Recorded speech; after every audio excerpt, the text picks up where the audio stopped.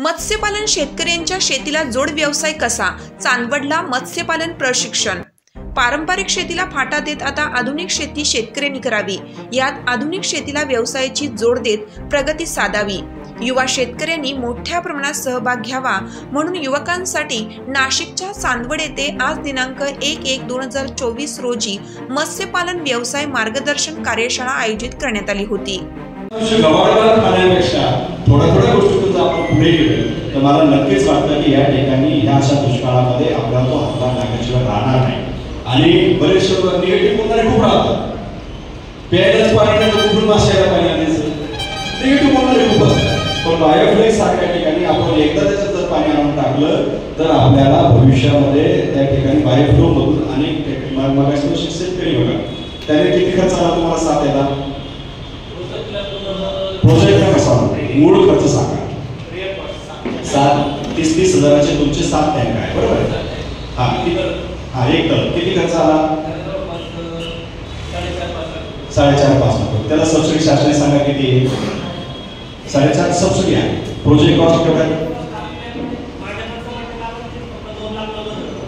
2 लाख तुमचं साधं उदाहरण दिलं, मला उदाहरण द्यायचं म्हणजे तयार केवढा होतो हे तुम्हाला सांगायचंय। म्हणजे त्यांचं शासनाचं प्रोजेक्ट कॉस्ट जे आहे 4.5 ते 5 लाख रुपये, म्हणजे कागदोपत्री आपण शासनाने किती पैसे मागतोय? गव्हर्नमेंटची 7.5 लाख रुपयाची कॉस्टिंग आहे आणि अवघा तयार होतो 2,90,000। म्हणजे शासनाच्या सबसिडीपेक्षा कमी किमतीमध्ये तो प्रोजेक्ट तयार होतो। माझं एवढं म्हणणं आहे की दरवर्षी त्याचं संपूर्ण घेतो। एक 3-4 जणांनी जीवाभावाच्या 2-3 जणांनी एकत्र आला, ग्रुप तयार केला तर त्याच्यामध्ये शासनाच्या अनेक सबसिडीचे प्रोजेक्ट आहेत। पॉली हाऊस मध्ये आपण 10-10 एकर शेती करण्याऐवजी यांच्याच गावचं जर उदाहरण घेतलं तो शेतकरी आपला सिद्धार्थ पॉली हाऊस मध्ये वर्षाला 10 गुंठ्यामध्ये 15 ते 20 लाख रुपयाचं उत्पन्न काढतो। कशाला करत बसायची 10 एकर शेती? 20 गुंठे 30 गुंठे 1 एकराचं पॉली हाऊस जर व्यवस्थित सांभाळून एकदाच इन्व्हेस्टमेंट केली तर आपल्याला त्या ठिकाणी आयुष्यभर त्या ठिकाणी उत्पन्न मिळतं। फक्त टेक्निकल केलं पाहिजे, समजून घेतलं पाहिजे। जो कुठला व्यवसाय करायचा ना त्याची पार ABCD पासून म्हणजे पार त्याचं रोप लावण्यापासून तर फळ येण्यापर्यंत संपूर्ण गोष्ट जर तुम्ही समजून घ्याल तो व्यवसाय कधीही फेल जात नाही।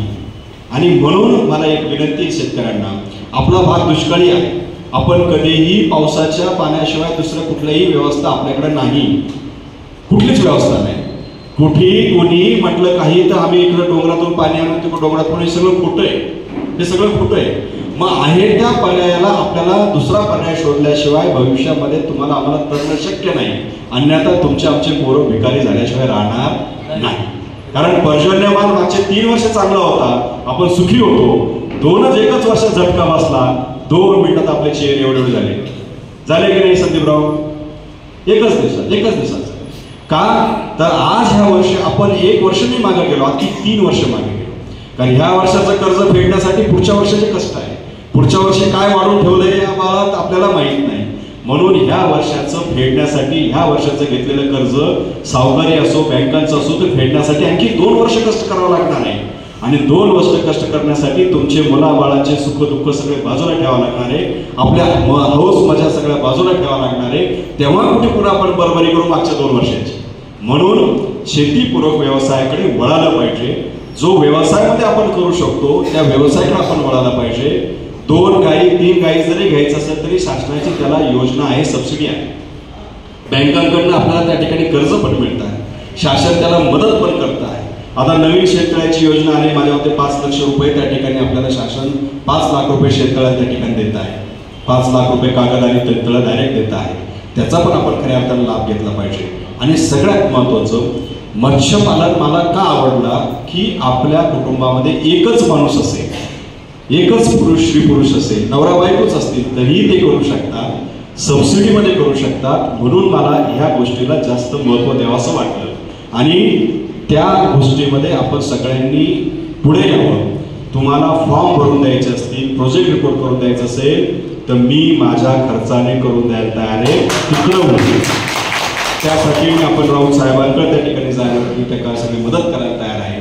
परंतु दुय्यम व्यवसायाकडे आपण वळालं पाहिजे, ही माझी तळमळ आहे. आणि म्हणून आज इथून निघताना सगळ्यांनी मासे त्या ठिकाणी खऱ्या सांगितले, बरीच माशांची माहिती सांगितली. आपण ते करू शकणार, जे करू शकणार नाही त्याचा विचार पण करू नका. जे करता येईल त्याचाच आपण विचार करू.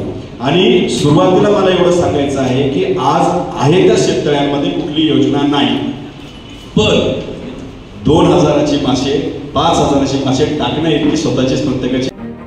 शेतीसोबत व्यवसाय जोडधंदा मत्स्यपालन व्यवसाय आज शेतकरी करत आहे. या मत्स्यपालनातून आर्थिक उत्पन्न देखील चांगले मिळत आहे. याच पार्श्वभूमीवर चांदवड व देवळा परिसरातील अल्पभूधारक आणि शेततळे असलेले शेतकरी बांधव तसेच बेरोजगार युवकांसाठी थोड्या जागेत व कमीत कमी पाण्यात व कमी भांडवलात स्वतःचा उद्योग उभा करण्याची संधी आज डॉक्टर आत्माराम कुंभारडे यांच्या माध्यमातून उपलब्ध करून देण्यात आली होती. परिसरातील बेरोजगार युवकांसाठी मत्स्यपालन एकदिवसीय कार्यशाळा आयोजित करण्यात आली होती. यामुळे यातून नव्या रोजगाराची संधी मिळणार आहे. दरम्यान शेततळे व कृत्रिम बायोफ्लॉकमध्ये मत्स्यपालन कसे सुरू करावे, नवीन प्रकल्प सुरू करण्यासाठी प्रधानमंत्री मत्स्य संपदा योजनेतून 60% पर्यंत अनुदान कसे मिळवावे, मत्स्यपालनासाठी कोणत्या जाती निवडाव्यात, तयार झालेले मासे विक्रीसाठी मार्केटला कुठे शोधायचे, या उद्योगातून लाखो रुपये कसे कमवावे, या सर्व प्रश्नांची उत्तरे या एकदिवसीय कार्यशाळेतून शेतकऱ्यांना देण्यात आली. यासाठी Maharashtra biofloc fish farming Nashik येथील मत्स्य उत्पादक सागर राऊत यांचा 1 दिवसाचा प्रशिक्षण वर्ग शासकीय विश्रामगृह चांदवड येथे संपन्न झाला. या उपक्रमाचे आयोजक डॉक्टर आत्माराम कुंभारडे यांच्या संकल्पनेतून आयोजित करण्यात आला होता.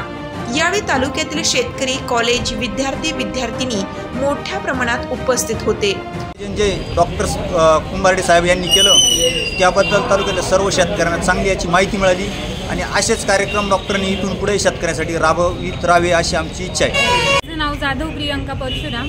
मी आपल्या चांदवड तालुक्यामध्ये आर्ट्स कॉमर्स सायन्स या विद्यालयाची विद्यार्थिनी आहे.